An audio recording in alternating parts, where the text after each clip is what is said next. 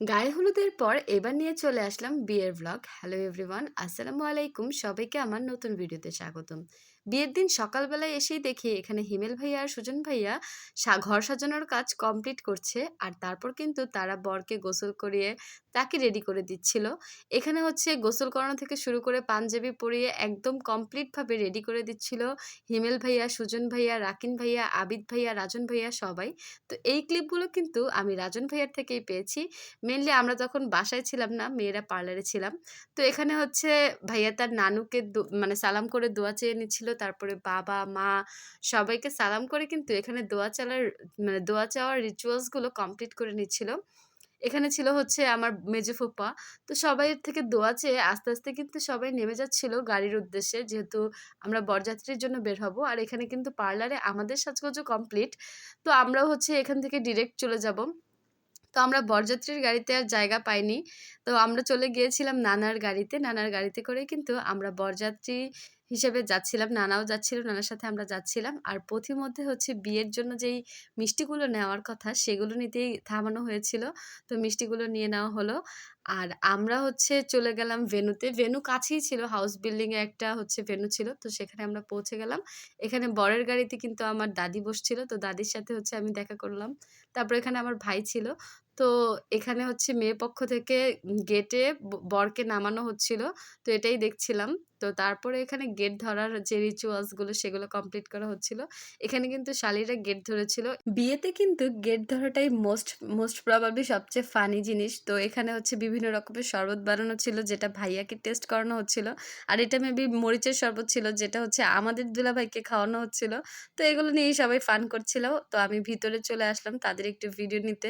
এরপরে শালিদের যা ডিমান্ড থাকে সেগুলো কমপ্লিট করেই কিন্তু দুলাভাইরা ভিতরে আসতে পারে। তো আমরা ভিতরে চলে গিয়ে সবাই হচ্ছে বসে পড়েছিলাম। এটা কিন্তু আমার আব্বু-আম্মু সেদিন তারা ম্যাচিং পড়েছিল মাশাআল্লাহ। তো হচ্ছে তারপরে আমরা সবাই হচ্ছে খাওয়া-দাওয়াতে বসে গেলাম। এখানে হচ্ছে আব্বু আমাদেরকে দিচ্ছিল। তো বিয়েবাড়িতে আসলে হচ্ছে বলে না বিয়ে খাওয়া, তো এই যে বিয়ে খাওয়া শুরু। তো আমরা এখানে হচ্ছে সব আইটেমগুলো নিয়ে নিচ্ছিলাম। আর শাড়ি পরে মেয়েরা আসলে ডায়েটই করে বিয়েবাড়িতে গেলেও, কারণ হচ্ছে মেকআপ নষ্ট হয়ে যাবে। তো যাই হোক যতটুকু আমরা সবাই খাওয়া-দাওয়া করার সেগুলো আমরা করে নিচ্ছিলাম। আর বিয়ে খাওয়া শেষ। আর আমি ঘুরে, ঘুরে দেখছিলাম যে কার খাওয়া হয়েছে এবং কার খাওয়া হয়নি। আর আমাকে দেখে দুষ্টুমি করে, করে এখানে হিমেল ভাইয়া হচ্ছে হাড্ডি চিবোচ্ছিল। হিমেল ভাইয়া আর সুজন ভাইয়া মনোযোগ দিয়ে খাচ্ছিল। এরপরে আমি সবার খাওয়া-দাওয়া দেখতে গেলাম যে কে কোথায় কি করছে। তো এখানে ঘুরে, ঘুরে মোটামুটি সবার ভিডিও নেওয়া হয়েছে। আর বরযাত্রীরা খাওয়ার পরেই কিন্তু বিয়ের প্ল্যান শুরু। তো এখানে বিয়ে পড়ানো হবে। সবাই একটু উক্ত শুনুন। বিবাহে আপনি উম্মে হাবিবা মিতু রাজি থাকলে নিজ ইচ্ছায় বলবেন বিসমিল্লাহির রহমানির রহিম আলহামদুলিল্লাহ আমি কবুল করিলাম। আপনি আমার কথা বুঝে থাকলে আপনার সম্মতি প্রকাশ করবেন, বলতে হবে আলহামদুলিল্লাহ আমি কবুল করিলাম। না শোনা লাগবি, বলো না। আমি কবুল করিলাম। আলহামদুলিল্লাহ। সকলে আলহামদুলিল্লাহ।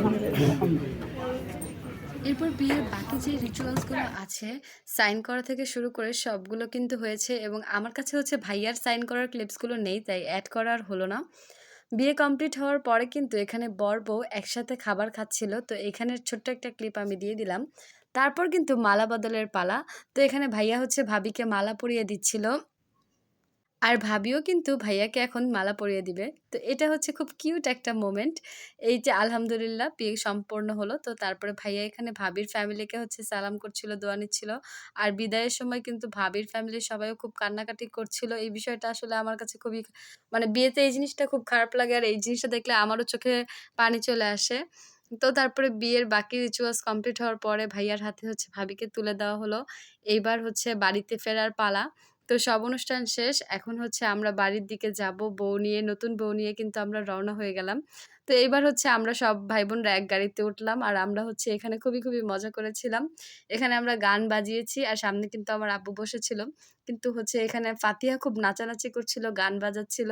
তো আমরা সব ভাই-বোনেরা মিলে মানে গান গাওয়া-গাওয়ি করছিলাম। তারপর হচ্ছে ফাতিহা নাচ করছিল। তারপরে এই তো বাড়িতে চলে আসলাম। আর ভাইয়া কিন্তু বউকে কোলে করে উপরে তুলেছে। ভাইয়ারা ৪ তলায় থাকে, তো ৪ তলা পর্যন্ত উঠেছে। এই মোমেন্টে কিন্তু আমার দাদি হচ্ছে বউয়ের জন্য গেট ধরে অপেক্ষা করছিল। যেভাবে ভাইয়া শালীরা অপেক্ষা করছিল, এখানে দাদুও অপেক্ষা করছিল। তো তারপরে হচ্ছে বউয়ের গেট খোলার পালা। আর এখানে হচ্ছে ভাবির সাথে ভাবির বান্ধবী আসছিল, তো তারা দুষ্টামি করছিল। আর এখানে হচ্ছে দাদুও হালকা পাতলা একটা ডিমান্ড করেছে। তারপরে ভাবি হচ্ছে দাদুকে সেই ডিমান্ড ফিল করেছে। তো এটা নিয়ে খুব দুষ্টামি করছিল। দাদু কিন্তু গাড়িতে গিয়েছিল, কিন্তু নিচ থেকে দাদু আগে নেমেছে। তারপরে এখানের যে রিচুয়ালস গুলো আছে সেগুলোও কমপ্লিট করা হচ্ছিল। ভাইয়া আর ভাবিকে হচ্ছে মানে প্রবেশ যেটা বলে, তো বাড়িতে হচ্ছে নিয়ে আসা হয়েছিল। তো এই মোমেন্টগুলো কিন্তু খুবই স্মৃতির এবং এগুলো কিন্তু আজীবনই স্মৃতি হিসেবে থেকে যায়। আর বাসায় এসে কিন্তু ভাবিকে অন্য রুমে বসানো হয়েছিল। মিনওয়াইল এখানে হচ্ছে ঘরটা সাজানো হয়। আর এটার কারিগর হচ্ছে মেইন হিমেল ভাইয়া আর সুজন ভাইয়া। তারপরে ভাইয়া ভাবিকেও আমরা তাদের এই ঘরে আসতে দিলাম। তো তারা এসে হচ্ছে আমাদের এই সাজানোটা দেখছিল। আর এখানে কিন্তু আমরা হচ্ছে ভাই-বোনরা সবাই দুষ্টুমি করছিলাম, ছবি তুলছিলাম। আর ভাইয়ার কাছে এখন হচ্ছে আমাদের ডিমান্ড করার পালা। যেহেতু আমরা সবাই সুন্দর করে সাজিয়েছি, এখানে আমাদের তো কিছু ডিমান্ড থাকেই। তো সেই ডিমান্ড জানাচ্ছিলাম। সেটার একটা র ক্লিপ দিলাম। আমাদের হিমেল ভাই আর হচ্ছে আমার ওয়াইফ, তার বড় ভাই সুজন ভাই, ওনারা দুইজনই মূলত এটার মেন কারিগর। তো আমাদের সবার পক্ষ থেকে হিমেল ভাই আর হচ্ছে সুজন ভাইয়ের জন্য একটা করতালি হোক।